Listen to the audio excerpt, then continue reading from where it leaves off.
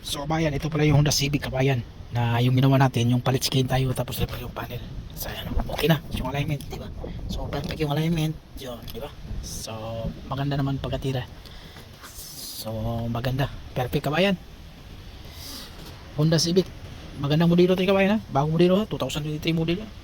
So kabayan, konting tips kabayan. So ito kabayan, bagong skin. So skin lang yung bago. Tapos siyempre isitin natin bago natin i-repair to kasi pasok to sa kabayan eh. So inuna natin i-repair to para okay na, ilagay natin. Ito katulad nito, ilabas pa natin to siya.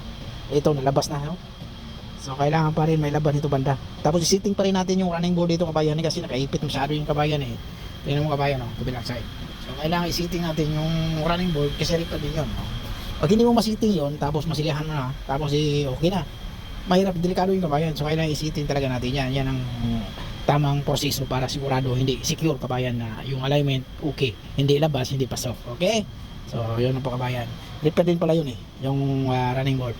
Okay, maraming salamat po kabayan. Huwag kalimutan mag-follow kabayan, mag-subscribe kabayan. So maraming salamat.